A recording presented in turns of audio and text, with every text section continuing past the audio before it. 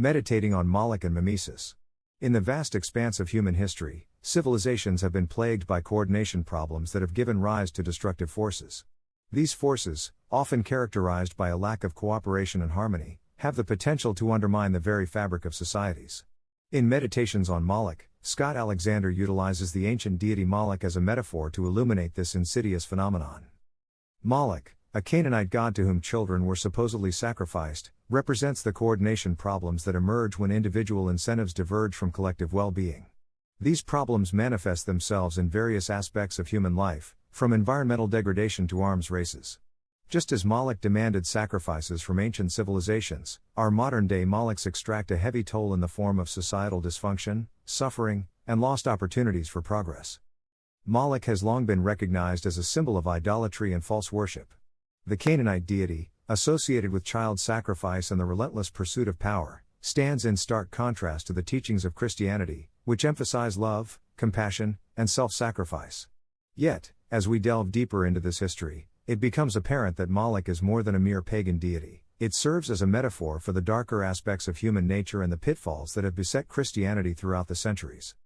The Old Testament frequently warns against the worship of Moloch, admonishing the Israelites not to sacrifice their children to the pagan deity. This admonition serves as a reminder of the importance of putting one's faith in the one true God, who is merciful and compassionate.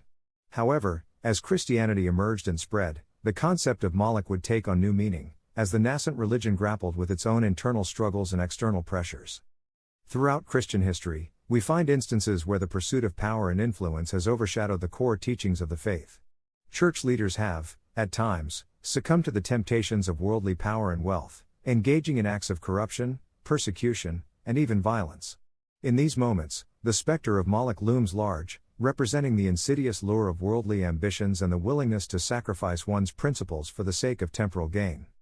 The Crusades, the Inquisition, and the various schisms and power struggles within the Church all bear the hallmarks of Moloch's influence. In each of these instances, the noble ideals of Christianity were, to varying degrees, subsumed by the pursuit of power, wealth, and conquest. The very people who were entrusted with the spiritual well-being of their followers, in some cases, succumbed to the allure of Moloch, sacrificing the principles of their faith for the sake of their own ambitions.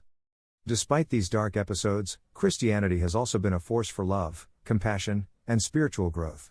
The teachings of Jesus Christ have inspired countless acts of charity, forgiveness, and self-sacrifice, offering a beacon of hope in a world fraught with suffering and injustice. Just to give a couple of examples, the abolition of slavery. Many Christian abolitionists, such as William Wilberforce in the United Kingdom and Harriet Beecher Stowe in the United States, played pivotal roles in the fight against slavery. Their faith in the teachings of Jesus Christ inspired them to advocate for the inherent dignity and worth of all human beings, regardless of their race.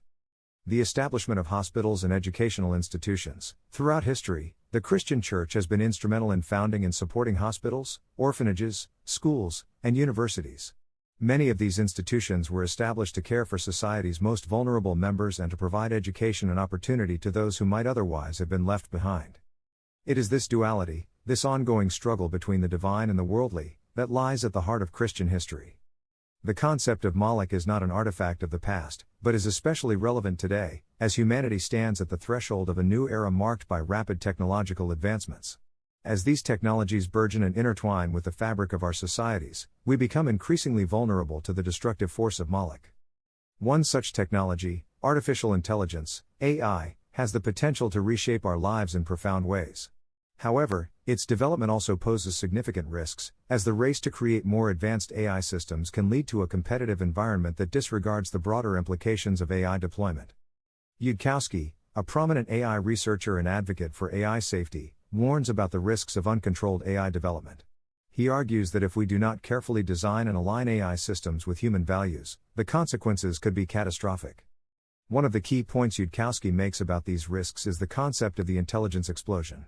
This refers to the idea that once an AI system becomes capable of self-improvement, it could rapidly increase its intelligence, surpassing human intellect and potentially escaping human control. If an AI system with misaligned values becomes significantly more intelligent than humans, it may act in ways that are harmful to humanity, even if it is not explicitly malevolent. Another point Yudkowsky raises is the potential for a competitive race in AI development. As AI technologies advance, there may be a growing sense of urgency among researchers, companies, and governments to develop more powerful AI systems. This competition could lead to insufficient focus on safety measures, as participants prioritize capabilities over safety in order to gain an advantage. This, in turn, could increase the likelihood of deploying an AI system that is not fully aligned with human values or one that could be harmful. Despite these warnings, certain factors amplify these dangers. One is the lack of widespread awareness and understanding of AI safety issues. Many researchers, developers, and policymakers are still not fully aware of the risks posed by uncontrolled AI development. Additionally, the lack of adequate funding and research on AI safety could make it challenging to develop the necessary safeguards and best practices to ensure that AI systems are designed with human safety and well-being in mind. To address these risks, Yudkowsky advocates for a more concerted effort to promote AI safety research, foster collaboration among researchers, and raise awareness about the importance of aligning AI systems with human values. By doing so, we can work towards developing AI technologies that are not only powerful but also safe and beneficial for humanity. In a startling turn of events, Geoffrey Hinton, one of the pioneers of artificial intelligence, has resigned from his position at Google, expressing deep concern about the potential dangers of generative AI technology. Hinton's own work laid the foundation for the AI systems that now power chatbots like ChatGPT. Reflecting on his life's work, he stated, "I console myself with the normal excuse, if I hadn't done it, somebody else would have." The AI community is at a crucial crossroads, as their groundbreaking innovations open up new possibilities in areas like drug research and education. However, there's an increasing sense of unease among insiders who fear that these advancements may come at a cost to jobs and even human safety. Hinton acknowledges that the use of AI for harmful purposes is nearly impossible to prevent, and he worries about the long-term consequences. After OpenAI released an updated version of ChatGPT, over 1,000 technology leaders and researchers signed an open letter requesting a 6-month moratorium on the development of new systems, citing potential risks to society and humanity. Hinton, the godfather of AI, refrained from signing any such letters until he resigned from Google. His departure signals an important moment of reflection and caution for the tech industry as it pushes the boundaries of AI. Hinton fears that the race between tech giants like Google and Microsoft will spiral out of control, leading to a global arms race for AI dominance that may be difficult, if not impossible, to regulate. Despite these concerns, Hinton agrees with the likes of Yudkowsky and acknowledges that the best hope for controlling the technology is collaboration among the world's leading scientists. The specter of Moloch looms large, as the absence of cooperation and coordination among AI developers could lead to a world where our own creations outpace our ability to control them. Just as Moloch demanded sacrifices from ancient civilizations, our modern-day Molochs extract a heavy toll in the form of societal dysfunction, suffering, and lost opportunities for progress. The examples offered by Scott Alexander in his essay are, Arms Race. Alexander refers to the arms race between nations, particularly during the Cold War, as an example of a Moloch-driven situation.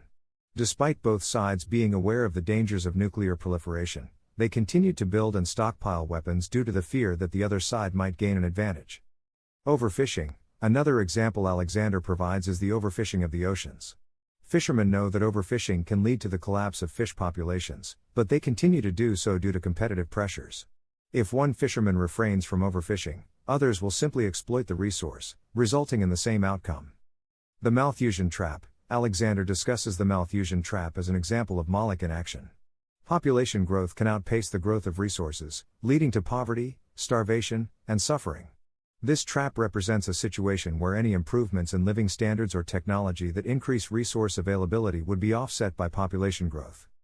The Prisoner's Dilemma. Alexander uses the Prisoner's Dilemma as an example to illustrate the concept of Moloch. In this classic game theory scenario, two suspects are faced with the choice of betraying each other or remaining silent. Even though both would be better off if they stayed silent, they often choose to betray each other because of the fear that the other person will betray them first.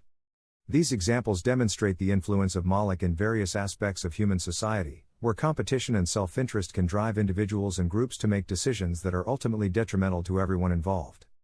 Certain ideas resonate with a profundity that surpasses the boundaries of time and culture. Two such concepts, René Girard's Mimetic Theory and Scott Alexander's Moloch, serve as lenses through which we may scrutinize the inner workings of society and, in doing so, unveil the cyclical nature of desire, conflict, and sacrifice.